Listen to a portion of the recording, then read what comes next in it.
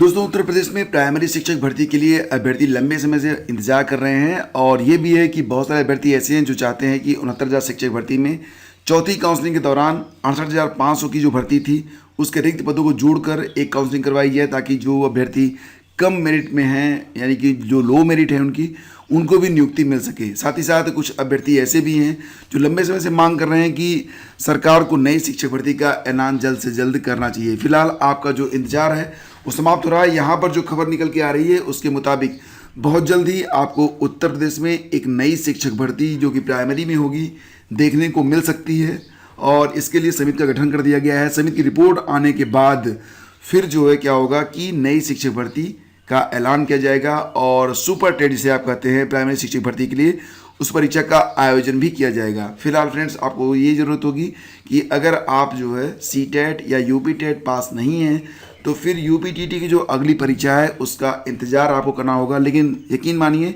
कि यूपीटीटी के बाद एक नई शिक्षक भर्ती आपका इंतज़ार कर रही है, तो आपको तैयारी में अभी से लगना होगा। फिलहाल ये जो पूरी खबर है इस पर एक नज़र डालते हैं। आइए आगे बढ़ते हैं।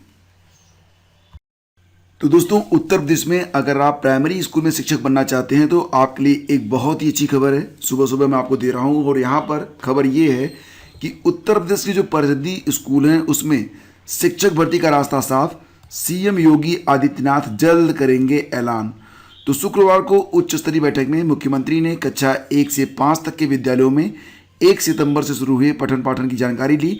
उन्होंने कहा कि स्कूलों में तैनात नए शिक्षकों की प्रतिभा का सही इस्तेमाल हो, शिक्षक और छात्रों के अनुपात को आदर्श रूप में बनाए रखना चाहिए। तो पूरी खबर क्या है मैं आपको बताता हूँ। यहाँ पर बेसिक शिक्षा परिषद के प्राथमिक स्कूलों में शिक्षक बनने की उम्मीद संजोए लाखों युवाओं को यह खुश करने वाली खबर है। मुख्यमंत्री योगी आदित्यनाथ जल्दी नई शिक्षक भर्ती का ऐलान करेंगे। सीएम के निर्देश पर विद्यालयों में शिक्षकों के रिक्त पदों का ब्यौरा जुटाने और नए पद सृजन की जरूरतों की तलाश के लिए 3 सदस्यीय समिति का गठन कर दिया गया है।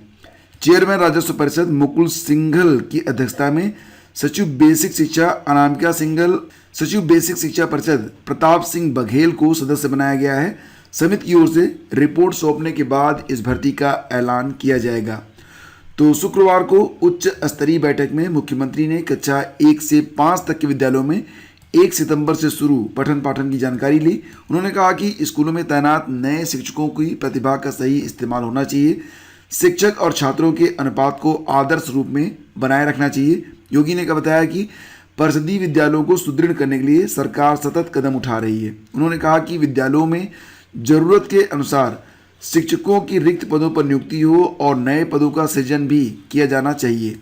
नियुक्तियों से पहले स्कूलवार रिक्तियों का परीक्षण करना जरूरी है। इसके लिए राजस्व परिषद के चेयरमैन की अध्यक्षता में विशेष समिति गठित कराने के निर्देश दिए गए हैं। उन्होंने ये भी कहा कि समिति जल्द रिक्त पदों का अध्ययन कर अपना रिपोर्ट प्रस्तुत करे।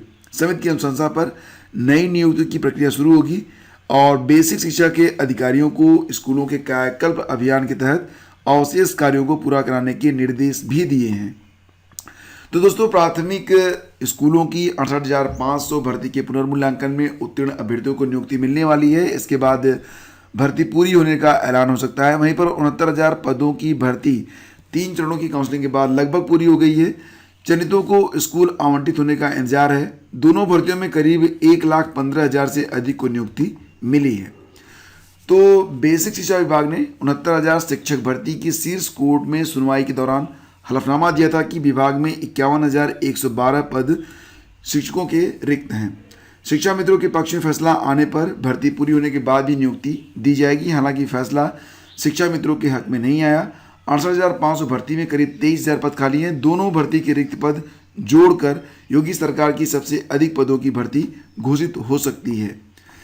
तो शीर्ष कोर्ट ने 69,000 भर्ती में भले ही शिक्षा मित्रों के हक में फैसला नहीं सुनाया, लेकिन उन्हें एक और मौका दिए जाने का आदेश दिया, यानी कि अगली शिक्षक भर्ती में शिक्षा मित्रों को पहले की तरह वेटेज मिलेगा। बड़ी संख्या में प्रतियोगी 68,500 शिक्षक भर्ती के रिक्त पदों पर 69,000 भर्ती की लिखित परीक्षा में सफल होने वालों को नियुक्ति देने की मांग कर रहे हैं। बेसिक शिक्षा विभाग इससे साफ इनकार कर चुका है और 69,000 शिक्षक भर्ती में एक वर्ग के अभ्यर्थी गड़बड़ी होने का आरोप लगाते हुए आंदोलन भी कर रहे हैं और नई भर्ती होने से प्रतियोगियों का आंदोलन पीछे जरूर चला जाएगा।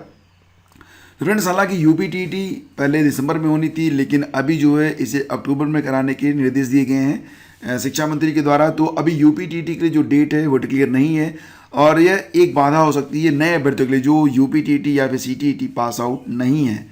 तो फिलहाल फ्रेंड्स, ऑल ओवर जो कंक्लूजन है वो यही है कि नई शिक्षक भर्ती प्राइमरी में आने वाली है और इसमें जो पदों की संख्या होगी वो 55,000 या इसके आसपास रह सकती है। आप सभी लोगों के लिए यह एक गुड न्यूज़ है और निश्चित रूप से ये जो भर्ती है, अगर गठन कर दिया गया है समिति का, तो ये भर्ती भी जल्दी घोषित कर दी जाएगी और इसके बाद ये भर्ती प्रक्रिया आगे बढ़ेगी। आप लोगों से बस यही कहना है कि अब आपके सामने एक स्वर्णिम अवसर है और इस अवसर का आप लोग पूरा लाभ उठाएं।